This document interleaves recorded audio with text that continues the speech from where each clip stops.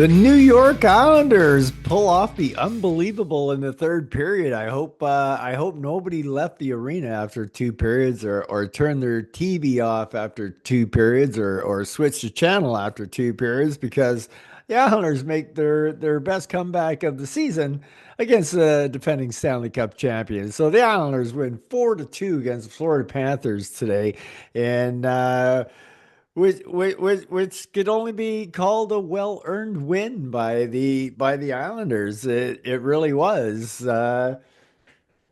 They outplayed Florida basically the whole game. Florida hasn't really been playing that well lately anyway. They've had a lot of injuries and the suspension deck blad going down and whatnot, but they've looked a little off. The only game they kind of looked okay and was the game against Toronto, but they lost last game before us, and now they choke up a 2-0 lead going into the third period. And how about that? Four unanswered goals by the Islanders in the third period. But is this a good thing or is this a bad thing? Like I said, I never wish for the Islanders to lose, and you never know where the lottery balls are going to hit. But tonight we basically passed Boston and we passed Pittsburgh in draft position. So we just lost two draft spots by the victory tonight. Plus, we're it would have been nice if Florida had got a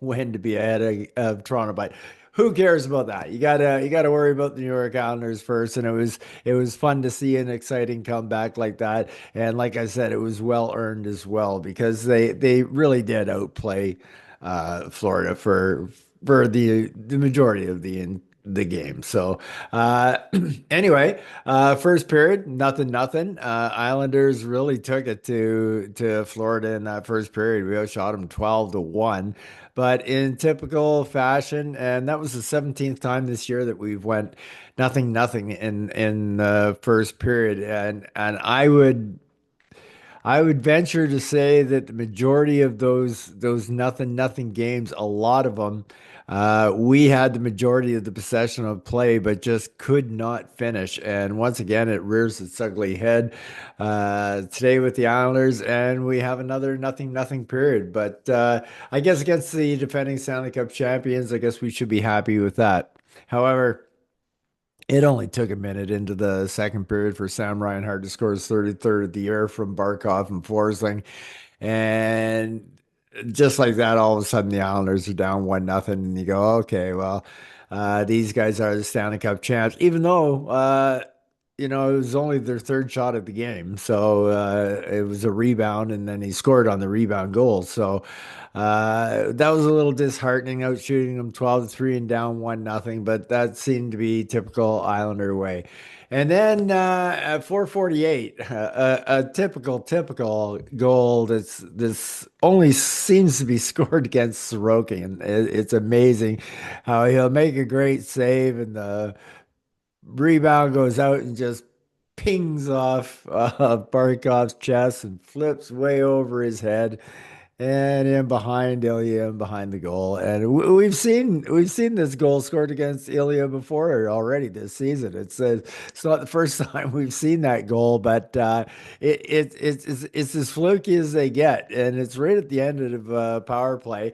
And our PK was really good tonight, and it was unfortunate because they probably didn't deserve to give up a power play goal here either. There was only a couple seconds left in the power play, but Alexander Barkov on a rebound from a Sam Reinhart shot and Listerine and get the assist on that. Lo and behold, we're down 2-0 5 minutes into the second period, and you go, okay, well, this is shaping up pretty much like you think it would, and the Islanders still play well in the second period. The shots are 10-9 in the Islanders' favor, and so we definitely played them even. It was just a couple of a bad break, and lo and behold, you're down like that. But after two periods of play, we're losing 2-0. We're out shooting the Panthers 22-10. So, like I said, probably deserved a better fate than than what we got. So we're going into the third period. Not a lot of third period comebacks by the Islanders this year, but this one's going to be different. And it's Mark Gatcomb who gets the party started with his fourth goal of the year from Tony DeAngelo and Pierre Engvall. And all I can say is the word on this goal is perseverance. Boy, Gatcomb really held the course until he got that puck into that empty net. The one thing you can always say about Gatcomb is his effort is always marked out and maxed out on the speed board. He is always giving 110% while he's out there, and that wouldn't happen though if it hadn't been for Pierre Engvall with a great forecheck in the corner and whatnot, kept the puck alive, got it out to D'Angelo, and D'Angelo gets it into Gatcomb. So. Another good game by Pierre Engvall tonight, and he was a big part of that goal. So Gatcomb getting his fourth year, getting us in it. We've seen this before. We get a fourth line goal. That's going to be our one goal, and nobody comes through, and we're going to lose 2-1, probably 3-1 into an empty net. But no. The fourth line does not just score a goal to get us back into the game. The fourth line also scores another goal to tie the game. And finally, Max Sipikov showing off the talent that I know this guy has. And what a beauty it was.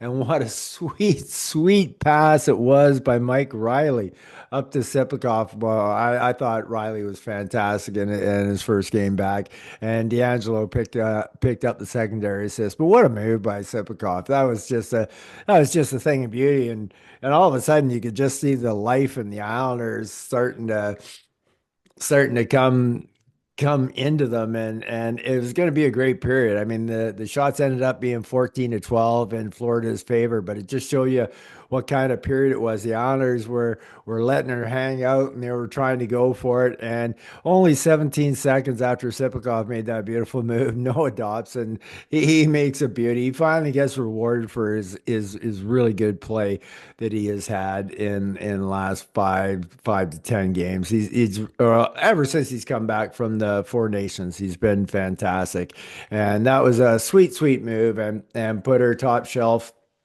And Anders Lee picking up the assists on that. And so lo and behold, before we know it, 12 minutes and 33 seconds into the third period, and we've scored three goals, being down 2-0 in the third period, take a 3-2 lead. And now the big challenge was going to be, can the Islanders hold them off till the end of the game? And I really like what the Islanders, how they defended up until the point when it became 5-on-6. Once again, on the 5-on-6, we drop everybody down to the dot. All five of our guys, no pressure, no pressure. And we got hemmed in for a long time. We finally score with 7 seconds left into an empty netter.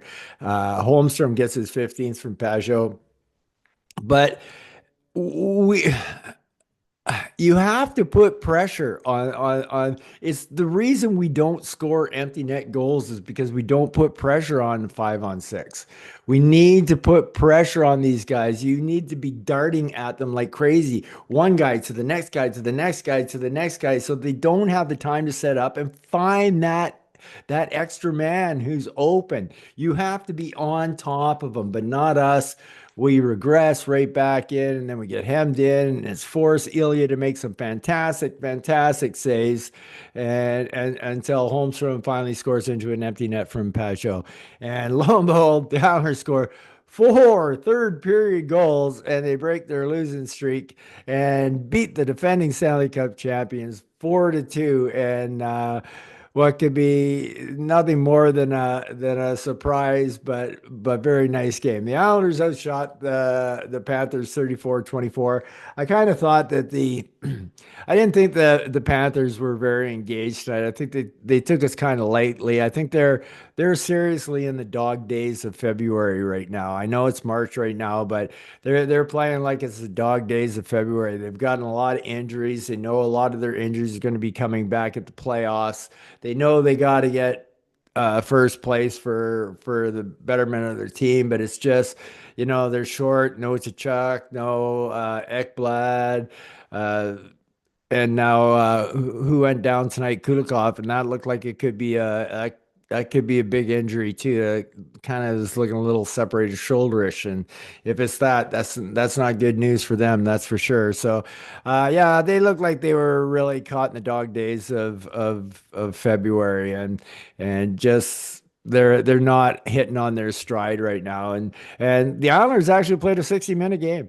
I mean, they got the 4 goals in the third period, but they basically played a 60-minute game. They this was their game and they deserved the win. So great job by the Islanders tonight. So anyway, let's go talk about the players and see just what we thought of their games tonight. And of course, we'll always start off with Max Sipakov. And like I said in the comments, when talking about his goal. It's so you just know there's talent oozing in Max Sipakov's body, and it was so sweet to see him make that sweet little move and put it in, and it it it. He needed to be rewarded, and he finally scores. He's a +1 on the night. He only had 8.5 minutes of ice time because he was on the fourth line, but there they are, a +1, gets the one shot on net, which is the goal. So great job by Max. Simon Holmstrom, he also scores a goal. His is into an empty net. That gets him a +1 on 20 minutes and 40 seconds of ice time. He has 2 shots on net, and Simon just had an excellent game. He always plays so well defensively. He's so effective, and it's crazy how effective defensively he is forechecking, if that makes any sense. It's like first he cages the guy. He cages the guy into a point where he's got nowhere to go. So there's the defensive part, but he's actually forechecking.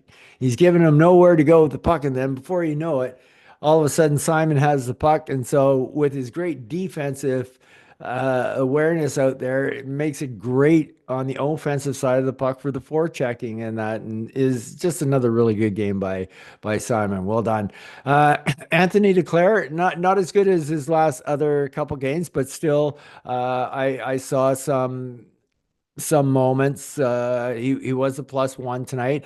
Uh, kind of like Patrick, he probably didn't see the same thing that I saw from Duclair the last couple of games because he only got 12 minutes and 24 seconds of ice time. So, like I said, one of the beauties I love about Patrick Waugh, and we were having a conversation on message board today about whether we should bring back Patrick Waugh, and I personally think we should. I think he is the best coach in the NHL that I've ever seen that actually hands out his ice time accordingly, the way it should be handed out, and he doesn't really have any favorites. So I say bring him back, give him another chance. Let's see what Lou's going to do with the retool over the summer here, and hopefully we'll get better things. Bo Horvat, I thought just another one of his good speedy games, but with not really a whole lot happening. He got like 3 shots on net, which is great. One block shot, which is also awesome, but he was a +1 in 22.5 minutes of ice time. So he looked good, but we still need some point production out of Bo. More point production than we've been getting. I know we got some last game and the game before, but we needed it on a more consistent basis. Gatcombe, wow, what can you say? 9 minutes of ice time, man. He was the spark that got the Islanders going tonight, and that was just pure 100% perseverance going after that puck. And he was bound and determined to score that goal, and he made it happen. So great job by Gatcombe. He was a +2 tonight on the fourth line with 9 minutes of ice time. Also had 3 shots on net. Engvall, I gave him a big shout out earlier on his goal, and it was his forechecking. He was also a big part of our second goal too with his forechecking, but he didn't uh, register on the play for any points. So Engvall with an assist, and he was rewarded with 12 minutes and 40 seconds of ice time. He had 3 shots on net, and he was all over the ice again. Not as good as his last game, but still a positive. The only problem with the Engvall things, we've seen him do this before, like in a 5 game segment. and he'll do it for 5 games, and it's basically been three now, 3 or 4, and then he'll disappear for 30, and that there lies the problem with Engvall. But let's just hope that maybe he's turned a corner and he finally sees the light. Fashing was a -1 tonight. 13 minutes of ice time. He had one shot on net and one block shot. So uh, he not good to be the -1, especially you got the fourth line basically was a +2 over. I guess Hudson just wasn't on the ice at the time. Yeah, I guess because Engvall would have been on the ice doing the forechecking. Kyle Palmieri, I feel bad for Kyle. He had 2 shots on net, 2 block shots, but he's playing really well, and he's missing his Brock. There's no doubt about it. He's missing his centerman, and it could take him a while to come out of this funk. It doesn't matter this year because we're not making the playoffs. So he's got the rest of this year to tinker with it, and hopefully at the start of next season, I truly believe we're going to sign him to an extension that he'll have found his partner and mate that will help him in the goal scoring department. Anders Lee, I thought, had another good game tonight. He had an assist and was a +1 in 15 minutes and 37 seconds of ice time. He had one shot on net as well. Anders always doing his great board work and great defensive play out there too as well. Anders leading by example for sure. Kyle McLean, definitely the hustle. Wow, he was incredible. He was a +2 tonight with the fourth line scoring those 2 goals, and he also had 2 shots on net. But especially after he took a penalty, and boy, when he came out after that, he was like a man possessed, like he was going to make up for that penalty that he took. I just thought it was a solid game by Kyle for sure, and 9 minutes of ice time, so well done. Pajot, I also thought had an excellent game, good on the faceoff dot, got himself an assist on the empty netter, ended up being a +2, getting that plus on the empty net as well. 16, 17 seconds of ice time. He also had that breakaway, so he had 3 shots on net and 2 block shots. So really, an excellent game by Pasho. It really was. Casey Zizekas, I definitely thought that that Zeker was doing his thing. Is Casey Way? He was a -1 tonight. That's not great, but he did have one shot on net. He only had 13 minutes and 21 seconds of ice time, but with the time that he was out there, it was like at the end of the game and whatnot to talk about. Casey's Casey's always going to do the right thing, like the chip and chase at the end of the game with the lead and whatnot, and then get in on forecheck and that. And that's right in Casey's wheelhouse, and that's kind of what he did today. So good job for Casey. Man, it was so nice to see this guy back in the lineup. Mike Riley, picking up an assist. What a beautiful assist that was too, up to Sipakov. Sent him in and away, offered, scored that tying goal. Just a beautiful, beautiful pass. But it's just the little things that he does to get us out of our zone and out of trouble. His legs, I mean, his skating it just bails him out so many times. It's fantastic. So anyway, he gets himself an apple tonight. 14 minutes, 23 seconds of ice time. Gets one shot on net and 2 block shots. So fantastic comeback for Mike, and it was great to see him on the ice again. But really happy to see that he had such a. I was expecting a little more rust than what he showed. So great job, D'Angelo. I thought was great again as well. He picked up 2 assists tonight. Was a +1 on 23 minutes and 42 seconds of ice time. So uh, he also had one hit out there. Just a solid defensive game by Tony.